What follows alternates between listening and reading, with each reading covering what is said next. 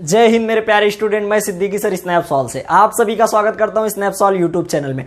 आज डिस्कशन करने वाले हैं क्वाड्रेटिक इक्वेशन पे। तो सबसे पहले हम जानेंगे क्वाड्रेटिक क्या होता है, फिर इक्वेशन क्या होता है, मतलब इसका डेफिनेशन जानेंगे क्वाड्रेटिक इक्वेशन का। फिर इसमें क्वेश्चन को कितने तरीके से सॉल्व करते हैं वो भी चीजें सीखेंगे, और उसके बाद स्टेप बाय स्टेप क्वेश्चन को सॉल्व करेंगे। फिर आपको शॉर्टकट और ट्रिकी क्वेश्चन भी सिखाया जाएगा कैसे शॉर्टकट इसको सॉल्व किया जा सकता है। तो चलिए हम डिस्कशन करते हैं सीधा क्वाड्रेटिक इक्वेशन। क्वाड्रेटिक इक्वेशन दो वर्ड से मिलकर बना हुआ है। सबसे पहले इसकी हिंदी जान लो। इसको हिंदी में क्वाड्रेटिक इक्वेशन को विद्यार्थी बोलते हैं वर्ग समीकरण।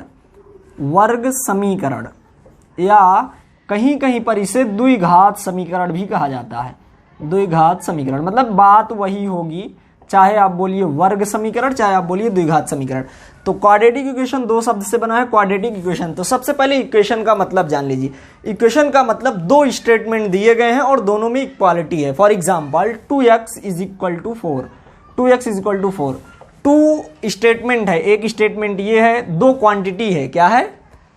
दो क्वांटिटी दी गई है, दो क्वांटिटी। एक क्वांटिटी इस साइड है लेफ्ट साइड और एक क्वांटिटी राइट साइड है, और बीच में इक्वल का सिंबल आया हुआ है, बराबर का चिन्ह आया हुआ है। मतलब ये दो क्वांटिटी आपस में बराबर जहां पर दिखे आपको उसी को इक्वेशन कहा जाता है। मतलब एक सिंपली लैंग्वेज में statements of equality that is called equation. Statement of equality क्या बोलेंगे, इसका डेफिनेशन क्या हो जाएगा? Statement of equality. इक्वालिटी देखो दोनों जगह पर दर्शाई जा रही है। 2x इज इक्वल टू 4, इसका मतलब यहां पर x की कोई ऐसी वैल्यू पुट करो कि 4 आ जाए। तो x की वैल्यू अगर मैं 2 पुट कर दूं, 2 2 जा क्या हो जाएगा विद्यार्थी? 4, और दोनों इक्वल हो जाएंगे। तो एक स्टेटमेंट क्या आया था? 2x is equal to 4। Quantity कितनी थी? एक यहां पर एक यहां पर, दो क्वांटिटी थी। और स्टेटमेंट ऑफ इक्वालिटी मतलब दोनों में इक्वालिटी दिखाई गई, उसी को हम लोग बोलेंगे इक्वेशन। अब पूछा जाए क्वाड्रेटिक इक्वेशन क्या है?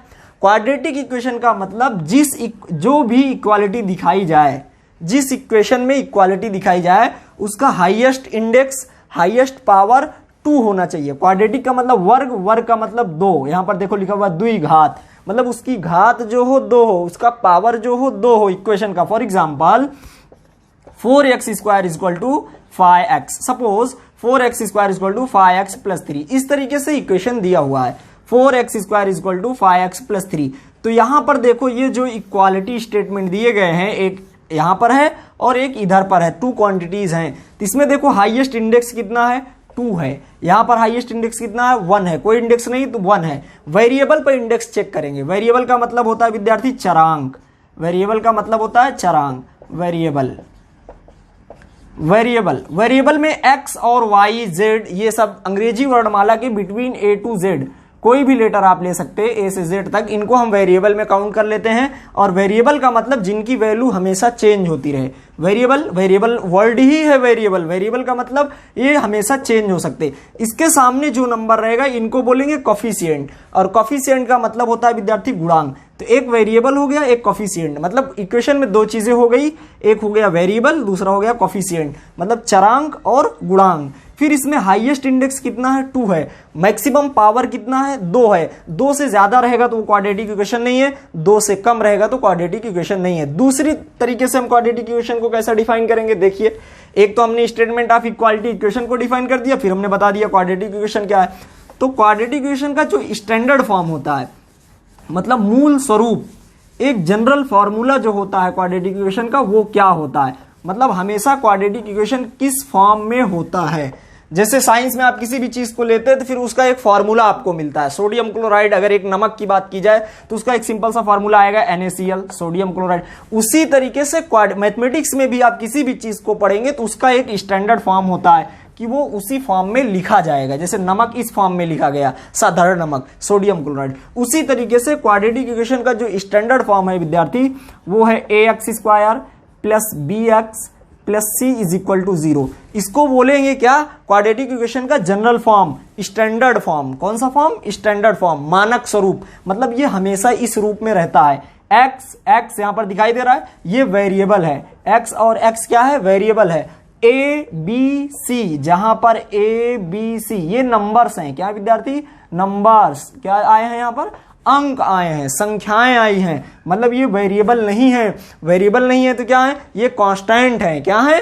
कांस्टेंट, ये कोफिशिएंट है, मतलब इनके सामने जो भी नंबर दिया गया है।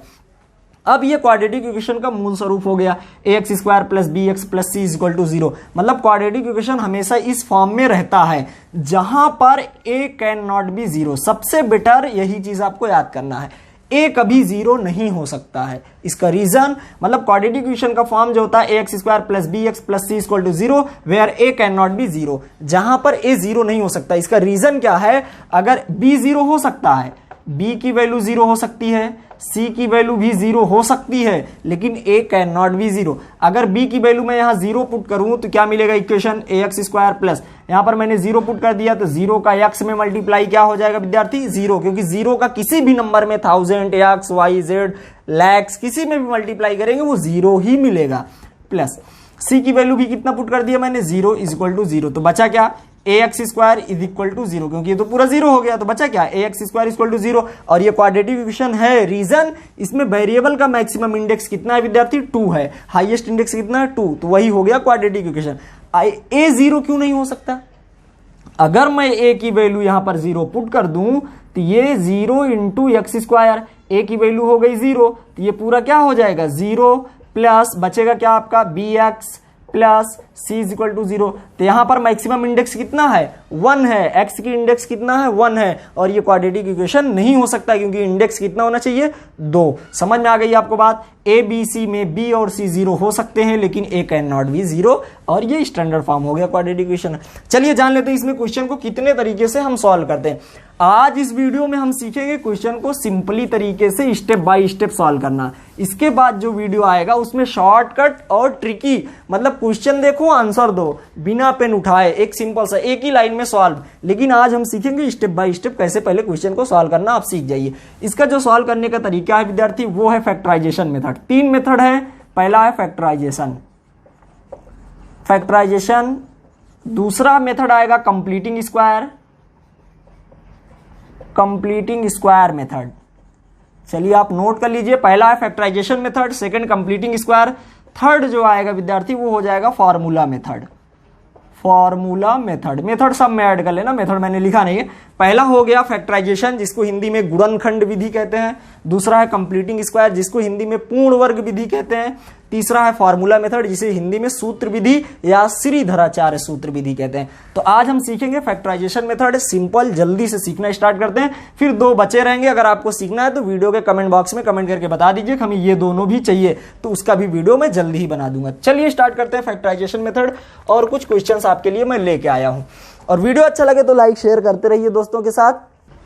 नए अपडेट्स के लिए आप अकाउंट्स को फॉलो कर लीजिए ताकि आपको आने वाले टाइम में और अच्छे कंटेंट्स यहां पर मिलेंगे, क्वेश्चन भी मिलेंगे अच्छे सॉल्व करके।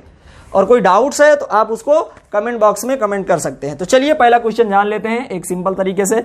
X square minus of 14x plus of 13 is equal to 0। देखो यहां पर आपको क्वाड्रेटिक इक्वेशन दिख रहा होगा, तो क्वाड्रेटिक इक्वेशन में यहां पर क्या है, 1 है, यहां पर 14 है, यहां पर 13, यहां पर कोई कोफिशिएंट नहीं है तो 1 सपोज कर लेते हैं। इसका सॉल्व करने का इसका सॉल्व करने का जो तरीका होता है वो क्या करना पड़ता है, जो c की वैल्यू होती है और जो a की वैल्यू कितना है 1, क्योंकि अभी हमने स्टैंडर्ड फॉर्म बताया था ax square plus B X plus C equal to 0, तो ये दोनों का मल्टीप्लाई कर लेते हैं। तो 13 का मल्टीप्लाई 1 में किया तो विद्यार्थी कितना मिला 13। अब जो मल्टीप्लाई करने पे आपको मिले उसको 2 फैक्टर में डिवाइड कर लीजिए, 2 फैक्टर में मतलब 2 पार्ट में डिवाइड कर लीजिए। प्लस या माइनस करने पर मिडिल टर्म आना चाहिए, बीच वाला टर्म। तो 13 को हमने 2 टर्म में डिवाइड किया तो 13 बन जा 13, और 13 में 1 ऐड किया तो कितना हो गया 14। तो मतलब अपने को जो फैक्टर मिला वो मिला 13 प्लस 1। तो सेम दैट हम लोग वैसे ही नोट करता जाएंगे, इसको रफ कर देता हूं मैं, तो वैसे ही नोट करिए। इंप्लाइज दैट क्या लिखा हमने, एक्स स्क्वायर माइनस, ऐसे नोट कर लिया, एक्स को भी हमने ऐसे नोट कर लिया, 14 की जगह हमने क्या नोट कर दिया 13 प्लस 1, तो नोट कर दो 13 प्लस 1 प्लस ऐसे नोट कर दो, फिर 13 इज इक्वल टू 0। इसको मैं रफ कर देता हूं,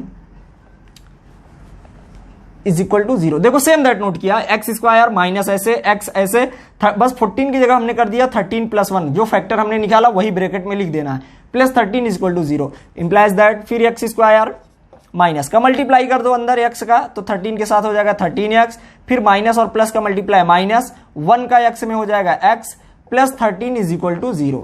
अब देखो आपको यहां पर स्टार्टिंग में 3 टर्म थे, अब यहां पर हो गए कितने, 4 टर्म हो गए। तो अब आपको 2 टर्म कर लेना है, यहां पर 2 और यहां पर 2, और इनमें कॉमन ले लेना है। कॉमन का मतलब होता है सामान्य, हिंदी में सामान्य का मतलब जो दोनों जगह पर दिखाई दे। तो यहां भी x दिखाई दे रहा है, यहां भी x दिखाई दे रहा है, इसलिए हमने x को कॉमन कर लिया।